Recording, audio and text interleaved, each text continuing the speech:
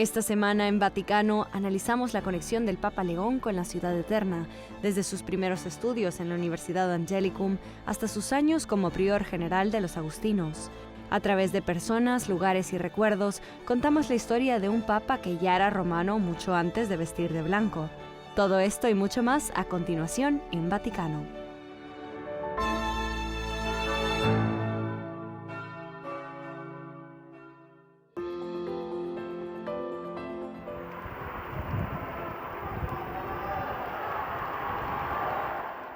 El 25 de mayo, el primer papa nacido en Estados Unidos en la historia de la Iglesia tomó posesión formalmente de San Juan de Letrán, catedral de Roma y sede de la diócesis. En ese momento, León XIV no solo se convirtió en obispo de Roma, sino también en ciudadano romano.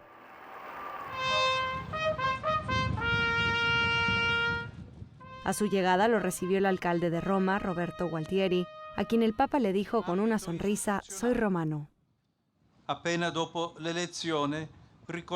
Poco después de la elección dije a los hermanos y hermanas, reunidos en la plaza de San Pedro, que yo estaba con ellos como cristiano y para ellos como obispo.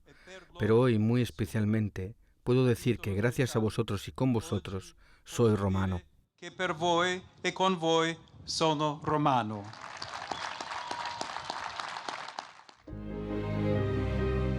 Roma ocupa desde hace mucho tiempo un lugar especial en la vida de Robert Prevost.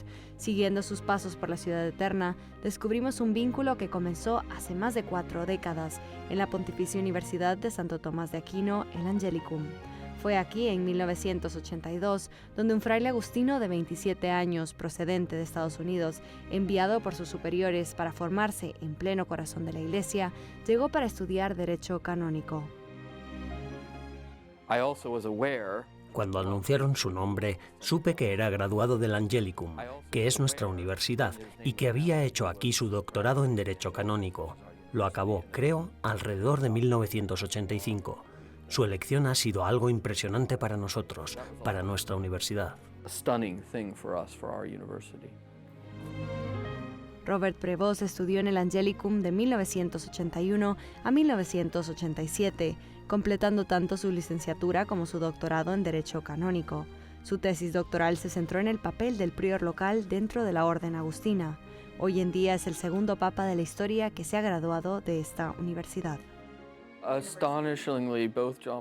Sorprendentemente, tanto Juan Pablo II como León XIV realizaron aquí sus estudios de doctorado. Así pues, para nuestra universidad es un honor indescriptible haber participado en la formación de 2 de los últimos 4 papas. Todavía estamos tratando de comprender la misericordia y la gracia inmerecida de esa confirmación de que estamos al servicio de la formación del personal de la Iglesia y de los laicos. Para los estudiantes del Angelicum, la elección de un papa que en su día recorrió los mismos pasillos es motivo de orgullo y una poderosa motivación, un recordatorio de que sus propios estudios pueden moldear el futuro de la Iglesia. Creo que es increíble. Personalmente estoy muy agradecida por la formación y la educación que estoy recibiendo aquí en el Angelicum. Así que doy las gracias a nuestro Santo Padre, nuestro Padre espiritual aquí en la tierra, por recibir la misma base y formación. Además, en cierto sentido, siento una conexión personal con el Papa cuando pienso, «Oh, tomó un café aquí», o quizás «Él también estuvo aquí». Me hace pensar que nuestras vidas cotidianas pueden haber sido un poco similares, y saber que hemos sido formados por el mismo patrón es simplemente increíble.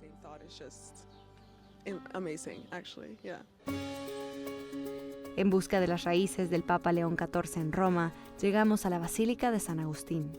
Para el fraile agustiniano antes conocido como Robert Prevost, este espacio sagrado formaba parte de su vida cotidiana.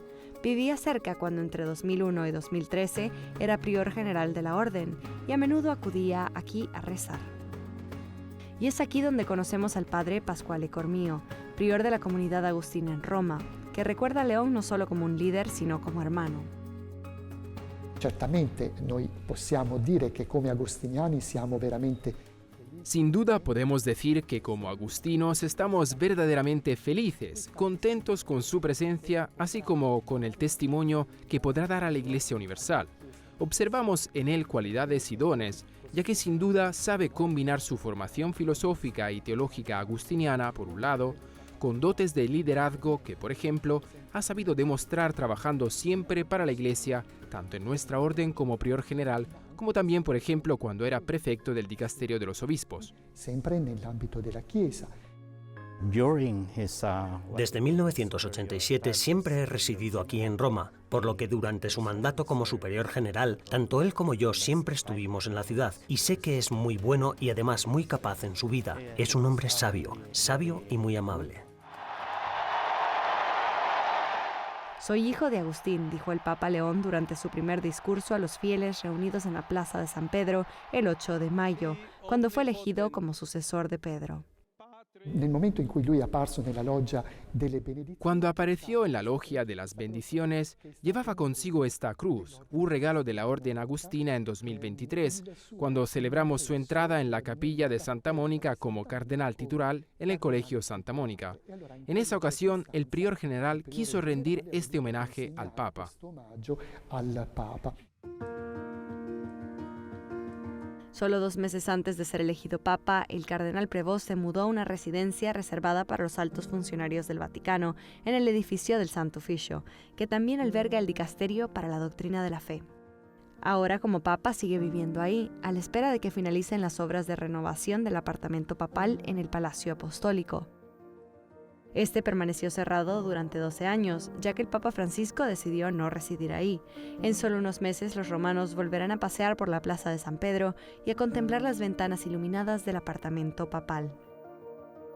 A lo largo de la historia de la Iglesia, pocos papas han nacido en Roma. Sin embargo, como obispos de Roma y pastores de la Iglesia Universal, se convierten en romanos en un sentido simbólico y espiritual, herederos de un legado arraigado en el corazón de la ciudad eterna.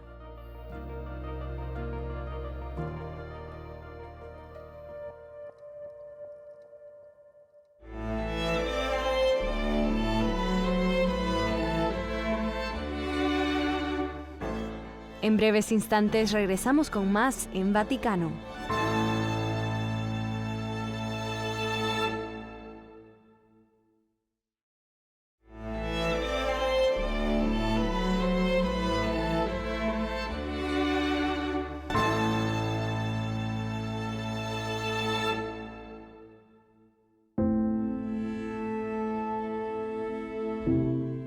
Durante más de una década, la residencia papal de verano en Castel Gandolfo ha permanecido en silencio. El Papa Benedicto XVI adoraba esta localidad a las orillas del lago, pero su sucesor, el Papa Francisco, decidió no alojarse ahí, convirtiendo el palacio en un museo. Ahora, tras 13 años, el Papa León XIV ha recuperado esta tradición. Con su llegada en julio de 2025, el Santo Padre se ha convertido, para alegría tanto de los lugareños como de los peregrinos, en el primer Papa desde Benedicto en pasar sus vacaciones en Castel Gandolfo. Sí, es hermoso. Es como cuando, después de mucho tiempo, uno vuelve a ver a un familiar o a un amigo, algo realmente bonito. El Papa es una figura determinante para Castel Gandolfo, indispensable, tanto por motivos económicos como para la comunidad, las familias y los jóvenes. Para todos, vamos. La residencia papal, un lugar idílico en suaves colinas cubiertas de viñedos que data desde hace 400 años, elegida por el Papa Urbano VIII Barberini para sus vacaciones de verano de 1626, permaneció abandonada durante más de una década. León XIV, siendo el primer papa que lo hace desde la época de Pío XI en 1929, no ha residido en los aposentos del palacio, sino en la espectacular Villa Barberini, inmersa en la vegetación de unos extensos jardines.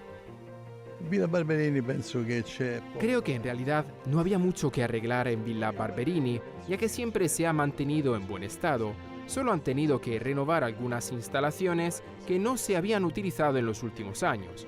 Y a lo mejor necesita una mano de pintura, pero Villa Barberini es preciosa tal y como está.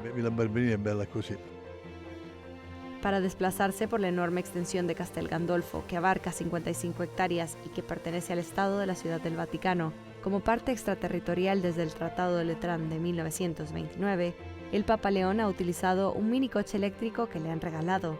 Es la forma perfecta de desplazarse y llegar hasta las multitudes de peregrinos que se habían reunido en Castel Gandolfo durante los 2 domingos consecutivos de julio, el 13 y el 20. Buona domenica! Le persone ci sono in più, vengono a rendere... Cada vez son más las personas que acuden a darle un cálido abrazo. Él también se encuentra entre la multitud y siempre se muestra muy accesible. Hoy mismo lo ha demostrado al llegar en un minicoche recorriendo las calles del centro histórico hasta llegar a la parroquia para celebrar la Santa Misa. Vino arrivando alla parrocchia per celebrare la Santissima Messa. Nel nome del Padre e del Figlio. La primera misa celebrada por el Papa León XIV en Castel Gandolfo tuvo lugar el 13 de julio en la Pontificia Iglesia Parroquial de Santo Tomás de Villanueva. La iglesia está estrechamente vinculada a la identidad agustiniana del propio León. Santo Tomás de Villanueva fue un santo agustino español del siglo XVI y homónimo de la Universidad de Villanueva, donde el Papa León obtuvo su título universitario. Aquí nada es casual. La iglesia existe desde 1650 y durante casi 300 años los agustinos prestaron sus servicios aquí como congregación hasta 1926, cuando el Papa Pío XI invitó a los salesianos y a los agustinos a que se trasladaran a la iglesia de Santa Ana en el Vaticano. Banderas de todos los colores y de todos los rincones del mundo ondeaban al viento y la gente se alegraba de ver al Papa, entre ellos innumerables grupos de peregrinos, sacerdotes, familias y estudiantes, como los de la Universidad de Dallas en Texas. Fue una gran alegría ver al Papa León. Estamos muy agradecidos de que haya tomado el relevo de León XIII, abordando los retos sociales fundamentales. Es un Papa maravilloso. Nuestros estudiantes están aquí por su programa de verano. Estos son solo algunos de ellos. Todos nuestros estudiantes de la Universidad de Dallas pasan un semestre aquí, muy cerca de aquí. Somos de Ghana, somos unos 9 y hemos venido a celebrar el año jubilar. Estoy muy emocionado y espiritualmente conmovido porque es la primera vez que veo al Papa con mis propios ojos.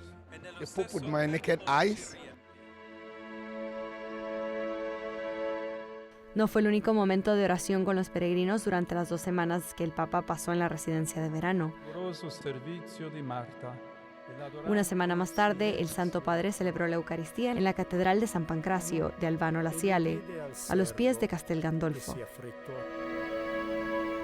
Iglesia que anteriormente, antes de ser elegido sucesor de Pedro, era la iglesia titular del cardenal Prevost. Passerà la fatica e arriverà il riposo. Al presidir la misa, reflexionó sobre la hospitalidad, el servicio y la escucha como esenciales para construir una relación con Dios y con los demás, y nos invitó a dedicar momentos al silencio y a la oración, eliminando las distracciones para poder centrarnos en Dios y darle espacio para que nos hable. Pero las vacaciones en la residencia de verano no son solo un tiempo de descanso para el Papa, ya que siempre ha sido también un periodo y un lugar de trabajo para sus predecesores.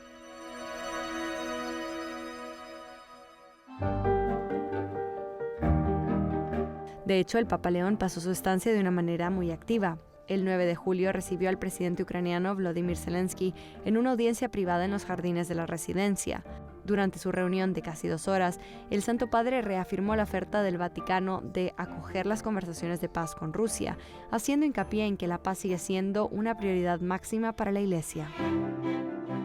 También hizo historia al celebrar la primera misa por la creación, celebrada en la aldea Laudato Si, convirtiendo la propia naturaleza en un lugar de culto y subrayando la creciente atención de la Iglesia por el cuidado del medio ambiente. El 20 de julio, en el aniversario número 56 de la llegada a la Luna, visitó el Observatorio Vaticano, donde contempló el Mar de la Tranquilidad, lugar del histórico paso de Neil Armstrong, a través del telescopio del observatorio. Al día siguiente, antes de regresar al Vaticano, realizó una discreta visita a la residencia de ancianos Santa Marta en Castel Gandolfo, donde ofreció palabras de aliento y se refirió a los residentes como signos de esperanza para la Iglesia y el mundo.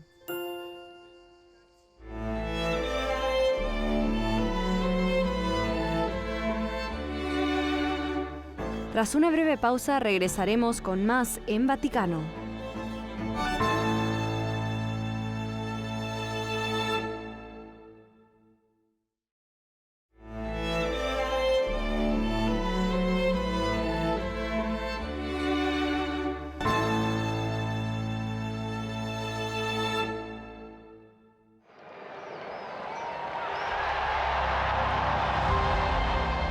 En su primera aparición pública como nuevo papa en la logia central de la Basílica, el Santo Padre pidió a una multitud reunida en la Plaza de San Pedro que rezara unida un Ave María, invocando la festividad de Nuestra Señora de Pompeya, patrona de la ciudad italiana de Pompeya. Tras tomar posesión de la Archibasílica de San Juan de Letrán, el Papa León XIV visitó la Basílica de Santa María la Mayor. Ahí, en la Capilla Paulina, rezó ante el icono de la Salus Populi Romani, salvación del pueblo romano, venerando esta imagen sagrada a la cual muchos pontífices han confiado las intenciones más importantes de la Iglesia.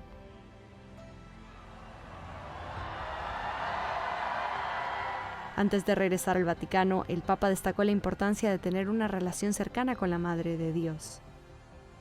È una bellissima opportunità. Este es un momento maravilloso para la imagen de Salus Populi Romani, que ha acompañado al pueblo de Roma a través de tantas pruebas. Renovar nuestra devoción a María.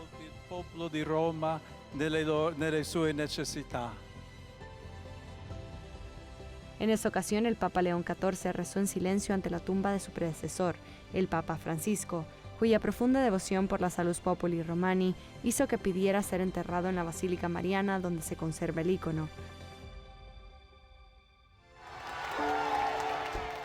El Papa León ha continuado con esta tradición de devoción mariana. Solo 2 días después de su elección, el 10 de mayo, su primer viaje fuera del Vaticano lo llevó a Genazzano, una ciudad medieval a 30 kilómetros de Roma. Ahí visitó el santuario de Nuestra Señora del Buen Consejo, confiando su pontificado a María. ¿Pero qué hace que este ícono sea tan único y cómo inspira una devoción tan duradera?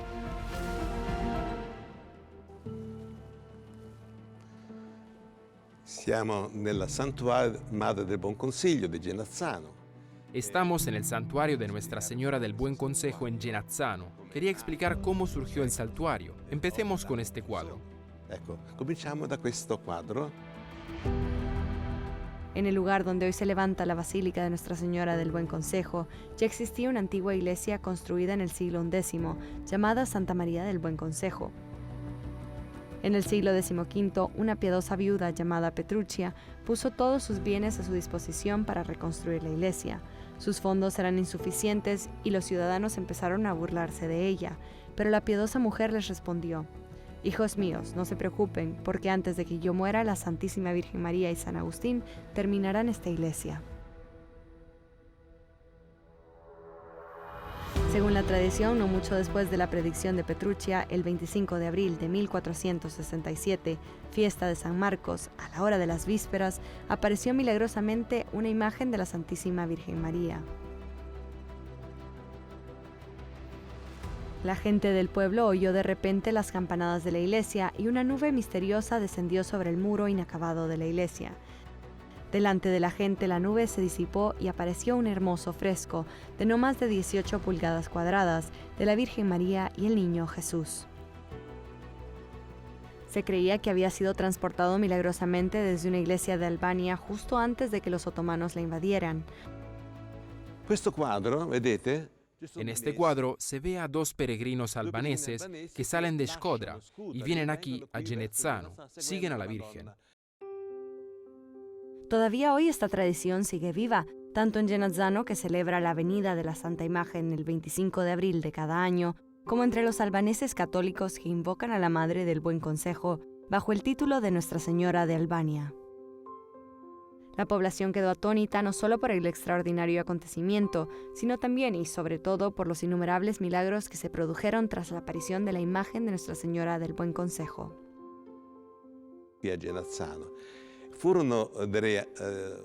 Aquí, en Genazzano, el códice de un padre que actuaba de notario registró hasta 162 milagros.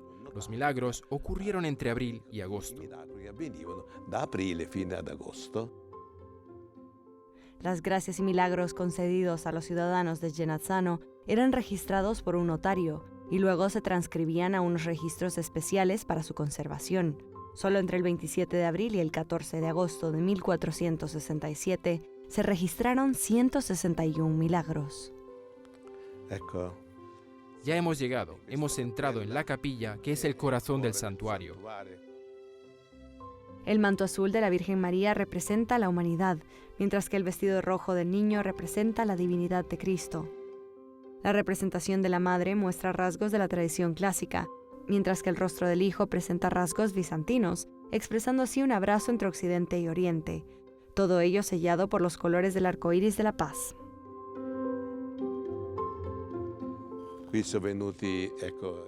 Muchos papas vinieron aquí a pedir asesoramiento a Nuestra Señora del Buen Consejo. El Papa Urbano VIII pidió que cesara la peste en Roma. El Papa Pío IX vino a pedir ayuda a la Virgen para el Concilio Vaticano I. El Papa Juan XXIII vino a pedir ayuda para el Concilio Vaticano II. Y ahí arriba tenemos a San Juan Pablo II, que vino a traer una copia de la imagen para enviarla a Albania con el fin de consagrar Albania a Nuestra Señora del Buen Consejo. In Albania e ha consacrato l'Albania alla Madre del Buon Consiglio.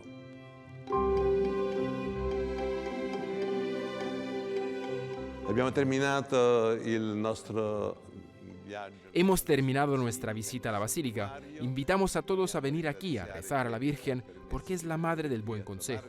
Todos necesitamos un buen consejo, sobre todo cuando viene de una madre.